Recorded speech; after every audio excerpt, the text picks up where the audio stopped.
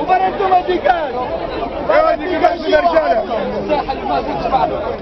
يا ودي نقعدوا نسمع كل احلى ما نحبوش انت ما مش كلام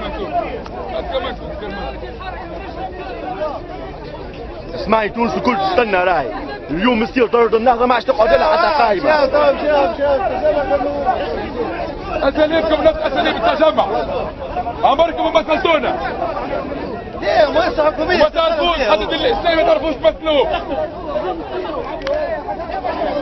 اخطائكم بالجمله واسلوب الديسكور اللي تعملوا فيه ولغه الحريه يقولوا فيها عمركم ما مثلتوا معانا. اي انسان عنده شنو يجاوبنا على هذا؟ اي انسان يجاوبنا على هذا؟ عندوش معنى. اي انسان باش يخدم ولد مزقاني لازم يجاوب. هذا لازم يجاوب. ما عندهمش حق. شغل خاص يصير وزير ما تاخذوش الحساب. لماذا تخدوها هذا؟ هو خير من حالك التشكيل كل واحد ما لا مؤتمر ولا حتى شيء ما تعملش مؤتمر في مستير. الموظف كاد ان يكون من اهل الامام الخامس. لا امام سوى العقل. لا امام سوى العقل. هذه بلاد المرابطين. هذه بلاد المرابطين. بلاد الفكر. بلاد الحريه. هذه مدينة الحرية. مدينة الفكر. فرس فينا حتى الدور. ديما معقل الأفكار. ديما معقل الفكر الروح.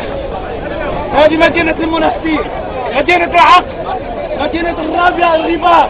مدينة المرابطين. مدينة أفكار.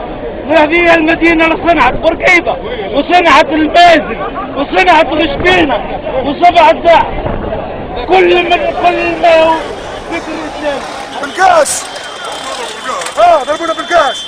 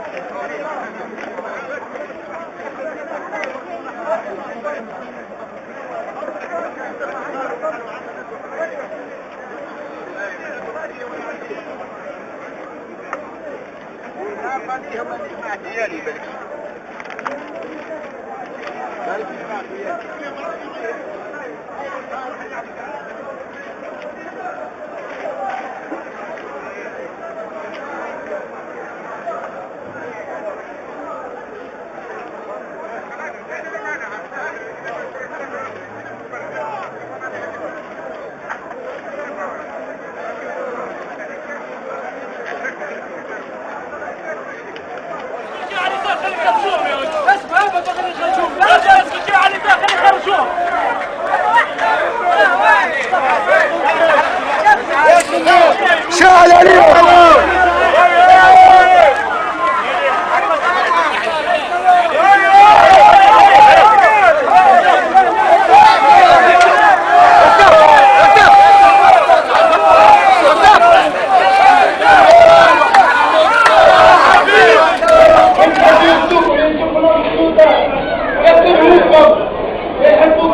الشعب يكرهكم.